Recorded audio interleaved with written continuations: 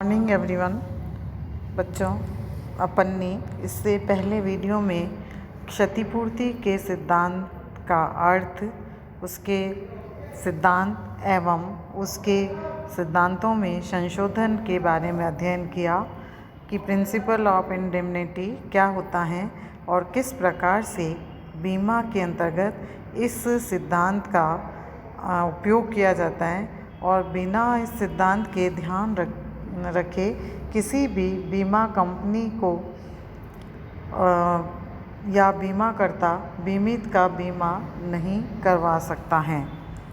उसी सिद्धांत को आगे बढ़ाते हुए आज अपन देखेंगे क्षतिपूर्ति के सिद्धांत की क्या विशेषताएं होती हैं। बीमित बीमा अनुबंध के अंतर्गत अपनी क्षतिपूर्ति करवा सकता है। क्षतिपूर्ति के लिए बीमित का बीमा की विषय वस्तु में बीमा योग्य हित होना आवश्यक होता है, क्योंकि अपन ने जैसे बीमा योग्य हित के सिद्धांत को पढ़ा कि जब भी कोई बीमित बीमा करवाता है तो उसकी क्षति में यानी उसके बीमा के अंतर्गत क्षति का निर्धारण करने के लिए उसके बीमा योग्य हित को भी निर्धारित करना होता है कि कितनी सीमा तक उसे हानि हुई है, क्षति हुई है, ताकि बीमाकर्ता उस क्षति का भुगतान उसे कर सके।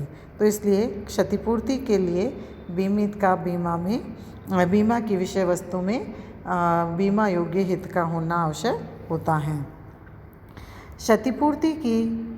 क्षति की पूर्ति बीमाकृत राशि की सीमा में ही करवाई जा सकती है, यानी जितनी राशि का बीमा कराया गया है बीमित को उतनी ही सीमा तक क्षति यदि होती है तो उसका भुगतान बीमाकर्ता के द्वारा किया जा सकता है। क्षतिपूर्ति की राशि वास्तविक हानि की राशि के बराबर से अधिक कभी भी नहीं हो सकती है। दूसरे शब्दों में बीमा के अंतर्गत लाभ नहीं कमाया जा सकता है, किंतु लाभों की हानि से सुरक्षा का बीमा करवाकर लाभों में हुई हानि की पूर्ति की जा सकते हैं। तो इस प्रकार से कभी भी हानि से या हुई क्षति से अधिक का भुगतान बीमा करने के बाद भी नहीं किया जा सकता है। जितनी राशि का बीमा है और यदि हानि उससे कम हुई है तो पूरी राशि का, और यदि जितनी भी राशि का बीमा है उतनी क्षति हुई है तो उसका भुगतान बीमाकर्ता के द्वारा किया जा सकता है।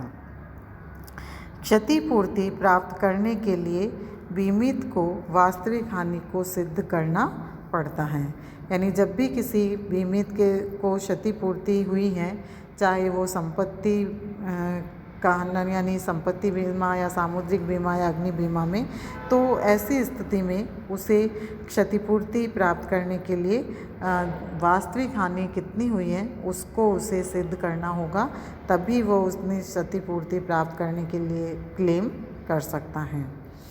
जीवन की क्षति का मुद्रा में अनुमान लगाना संभव नहीं है, अतः जीवन बीमा व व्यक्तिगत दुर्घटना बीमा में यह सिद्धांत लागू नहीं होता है। क्षतिपूर्ति करवाने के बाद बीमित के तृतीय पक्षकारों के प्रति अधिकारों के लिए स्थान ग्रहण सिद्धांत लागू होता है। यानी यदि मान लो किसी भी बीमित को क्षतिपूर्ति करवाने के बाद कोई अगर थर्ड पक्षकार को उसका अधिकार ट्रांसफ़र करना है, राइट देना है, तो ऐसी स्थिति में बीमा का ही एक सिद्धांत है स्थान ग्रहण का सिद्धांत, जिसे अपन अगले वीडियो में अध्ययन करेंगे।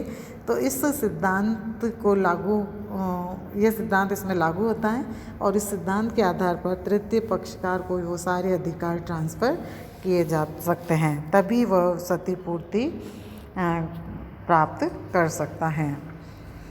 इसके बाद हम देखेंगे क्षतिपूर्ति के सिद्धांत का महत्व। जानबूझकर हानि पर रोक, यदि क्षति होने से लाभ कमाने का अवसर दे दिया जाए तो लोग बीमित संपत्ति को जानबूझकर क्षति पहुंचाएंगे। इस सिद्धांत के कारण वास्तविक क्षतिपूर्ति ही संभव है, अतः जानबूझकर नुकसान पहुंचाने से कोई फायदा नहीं होगा। यानी बीमित अगर जानबूझकर अपने, जैसे अग्नि बीमा में अपने किसी संपत्ति पर या कहीं आग लगा दे, तो यदि ऐसा उसने जानबूझकर किया है तो उसे कोई फ़ायदा नहीं होगा और बीमाकर्ता के द्वारा उसे किसी प्रकार की क्षति का भुगतान नहीं किया जा सकेगा। संपत्ति की उचित देखरेख व लापरवाही नहीं बरतना। किसी भी बीमित के द्वारा जब इस प्रकार का बीमा कराया जाता है तो उसे अपनी संपत्ति की उचित देखभाल की जानी चाहिए। अगर वह लापरवाही बरतता है तो ऐसी स्थिति में बीमाकर्ता उसे हुई क्षति का भुगतान नहीं करेगा, तो उसे केयरफुल रहकर अपनी संपत्तियों का ध्यान रखना चाहिए।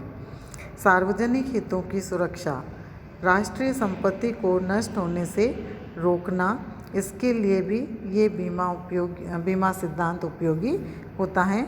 इससे कोई भी व्यक्ति सार्वजनिक हितों को ध्यान में रखते हुए जानबूझकर अपने किसी भी प्रकार की क्षति करने का प्रयत्न नहीं करते हैं।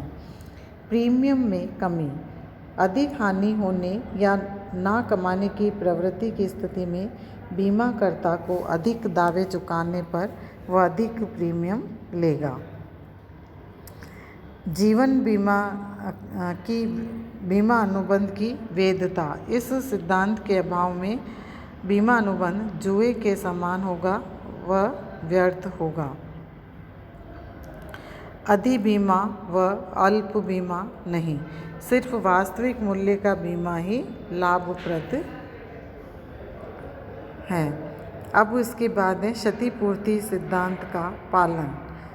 संपत्ति बीमा में अग्नि, चोरी, डकैती बीमा, समुद्री बीमा आदि में, दायित्व बीमा में तृतीय पक्षकार के प्रति दायित्व आदि के बीमा में, विश्वसनीयता बीमा में किसी व्यक्ति की गारंटी या भुगतान गारंटी आदि में, जीवन बीमा व व्यक्तिगत दुर्घटना बीमा में ये लागू नहीं होता है। क्षतिपूर्ति की विधियाँ। नगद भुगतान विधि, क्षतिपूर्ति नगद राशि के रूप में वास्तविक क्षति तक करना।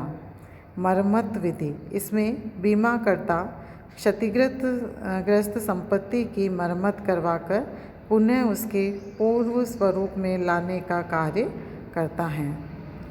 प्रतिस्थापना, क्षतिग्रस्त संपत्ति के स्थान पर नई वैसी ही विषय वस्तु प्रतिस्थापित करना। पुनर्निर्माण, स्थायी संपत्तियों जैसे भवन आदि में नष्ट होने पर भवन का पुनः निर्माण करवाना। तो ये इस प्रकार की विधियाँ इसके अंदर अपनाई जाती हैं और इस सिद्धांत की इस विधियों के आधार पर क्षतिपूर्ति का भुगतान बीमाकर्ता के द्वारा बीमित को किया जाता है।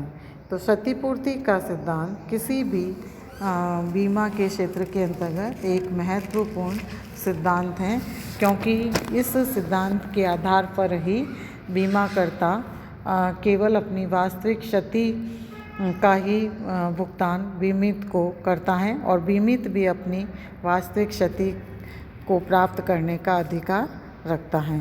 तो इस प्रकार से क्षति को निर्धारित करना और क्षति के सीमा को मापने के लिए ये सिद्धांत आवश्यक रूप से अग्नि बीमा और सामुद्रिक बीमा में ही लागू होता है।